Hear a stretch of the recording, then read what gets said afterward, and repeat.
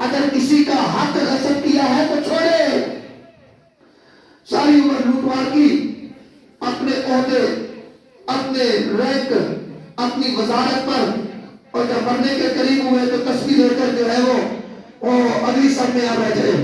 ایسا نہیں ہے، ایسا نہیں ہے بھائی. اور جس کا حق مارا ہے اگر توبہ چاہتا ہے تو اسے لوٹاؤ. جس سے لڑائی جھگڑا کر کے گالیاں دی، بدتمیزیاں کی، ان سے معافی مانگو. آئندہ کے لیے دل میں پختہ عزم کر لو، گناہ نہیں کریں گے. اور جس طرح برائیاں کر کر کے اپنے نفس کو موٹا کیا، اسی طرح اب اللہ کی بارگاہ میں زاریاں کر کر کے اس نفس کو رگڑو، اسے کمزور کرو. رب کا وعدہ ہے، خدا کی قسم اگر سمندر کی چاہت کے برابر بھی گناہ ہوئے تو رب نے کہا معاف فرما دوں گا، معاف فرما دوں گا. یا ایھا الذین آمنوا توبوا الی اللہ توبۃ نصوحا. پھر کیسے نہ کہے میرے حضور کا فرمان سن. میرے آقا حضور صلی اللہ تعالی علیہ وآلہ وسلم کا فرمان. سیدنا عبداللہ ابن عباس راوی ہے کہ شعبان المعظم کا مہینہ ہو، شعبان المعظم ہو، اور کوئی شعبان کے احترام میں، کوئی نبی کی محبت میں اس طرح بھی اظہار کرے گا کہ شعبان میرے نبی کا مہینہ ہے اور نبی کا مہینہ آیا ہے تو مولا مجھے توفیق دینا میں اس کے روزے رکھوں، میں اس کی راتوں میں قیام کروں، میں اس کے دن میں روزہ دار رہوں اور تلاوت کروں، تیرا ذکر کروں. تو اللہ تعالیٰ اسے برکتیں عطا فرماتا ہے اور زندگی کے طویل گناہوں کو معاف فرما دیتا ہے. میرے حضور کا فرمان ہے کہ اگر کوئی شعبان کے آخری سوار کا، یہ جو بات ہم نے سن رکھی ہے وہ ٹھیک ہے، وہ بھی بات کرتے ہیں کہ آج 15 شعبان، نصف شعبان اور اس کی رات اور آنے والا دن، کوئی رات کو شب بیداری کرے اور اس کے دن کا روزہ رکھے، اللہ اسے زندگی کے 50 سال کے گناہوں کو معاف فرما دے گا. اگر وہ یہ جو بات کری کہ دل سے خلوص سے رب کی بارگاہ میں اتنی پڑھوں گا، مولا معاف کر دے، جس کا حق مارا ہے ادا کروں گا، تو رب کا وعدہ ہے کہ 50 سال تک جو ہے نا وہ تو تجھے معاف کر دیے جائیں گے. اور میرے حضور نے فرمایا کہ اگر کوئی شعبان المعظم کے آخری پیر کا، آخری سوار کا روزہ رکھے اس نیت سے کہ شعبان کا احترام ہے، رمضان آنے والا ہے، مولا اس لیے روزہ رکھتا ہوں کہ یہ میرے نبی کا مہینہ ہے، تو میرے حضور کا فرمان ہے اللہ تعالیٰ اس کی ساری عمر کی مغفرت فرما دے گا، اس کی ساری عمر کی مغفرت فرما دے گا.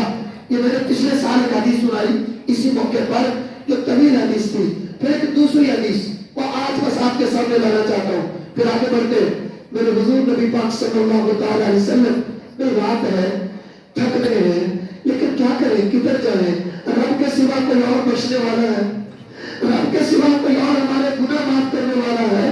کون ہے جو قبر میں، ہماری قبر میں، ہماری جوانی پر، ہمارے بڑھاپے پر، ہمارے بچپن پر ترس کھائے گا؟ اور ایک ہی ہے، وہ رب محمد. اس لیے اس کے سامنے آئے ہیں. رات بیت جائے، دن چڑھ جائے، لیکن اس کے سوا چارہ نہیں ہے لوگوں، اس کے سوا کوئی اور راستہ نہیں ہے. ایک ہی راستہ ہے، اپنے اللہ سے مانگ لو، اپنے اللہ سے فریاد کرو. میرے حضور صلی اللہ علیہ وسلم کا طویل حدیث، بی بی پاک سیدہ طیبہ عائشہ صدیقہ رضی اللہ تعالی عنہا مومنوں کی ماں کہتی ہے، شان والی ماں، عزت والی ماں، آبرو والی ماں، اور جس کے عظمتوں کے دھرے عرش میں لہرائے. اللہ نے ایسی ماں ہمیں نصیب فرمائی. وہ سیدہ طیبہ فرماتی ہے کہ شبانی کی رات تھی، 15 شعبان تھی، نبی پاک میرے ہی حجرے میں تھے، میرے ہی چادر میں آرام فرما تھے کہ رات میں اچانک میں نے محسوس کیا کہ میرے ساتھ نبی پاک نہیں ہے، میرے حضور احمد عالم میرے ساتھ نہیں ہے. آپ دھیرے سے، بولے سے، چپکے سے میری چادر سے نکل گئے. حدیث میں نے کہا نبی ہے، آپ نے تو یہ بھی کہا اور لوگوں تمہاری ماں کی یہ چادر جو تھی وہ کوئی مخمل کی نہیں تھی، کوئی ریشم کی نہیں، اور کہ جس سے کوئی بندہ نکلے اور اٹھ کے جائے تو پتہ نہ چلے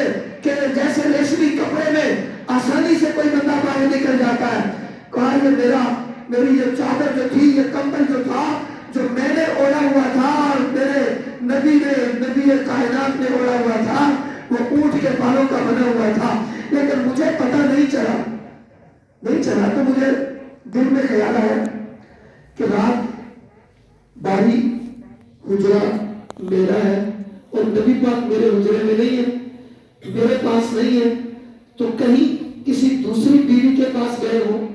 آپ خود فرماتی ہیں، بخاری کے الفاظ ہیں، تو آپ فرماتی ہے آپ کمرے میں لائٹ نہیں ہے، حجرے میں لائٹ نہیں ہے، یعنی یہ والی ظاہری لائٹ نہیں ہے، وگرنہ وہ حدیث تو آپ نے سنی ہے نا کہ میرے حضور عائشہ کے حجرے میں مسکرا دیے تھے، تو کہا میرے نبی کے مسکرانے سے وہ جو روشنی ہوئی نا، تو عائشہ کہتی ہے میرے ہاتھ سے نیڈل گری تھی، میں نے وہ بھی ڈھونڈ لی تھی، وہ بھی ڈھونڈ لی تھی، وہ چلنے بھی موجود تھے، لیکن کہتی ہے میں نے ہاتھ مارنے شروع کیے ایسے ایسے۔ بی بی پاک فرماتی ہے حدیث کے الفاظ، بخاری نے میں نے کہا لکھی، کہ وہ کہتی میں نے ایسے ایسے ہاتھ مار کے دیکھنا چاہا کہ نبی پاک ادھر ہے بھی کہ نہیں ہے، تو کہتے میں نے ایسے ہاتھ مار رہی تھی نا، تو میرے ہاتھ نبی پاک کے قدموں پہ رکھے، نبی پاک صلی اللہ تعالیٰ علیہ وسلم کے قدمین شریفین کو میرے ہاتھ لگے۔ اے بی بی پاک، اے مومنوں کی ماں، تیری عظمت کو سلام ہو جائے، تو میرے نبی کے قدموں کو چومنے والی، میرے نبی کے قدموں کو چھونے والی، تیری سعادت پہ سلام، تیری عظمت پہ کروڑوں سلام۔ یہ اس دن کی بات آپ سناتی ہیں۔ آپ کہتے ہیں نبی پاک صلی اللہ تعالیٰ علیہ وسلم نے بعد میں مجھے مخاطب کیا اور مخاطب کر کے کہا کہ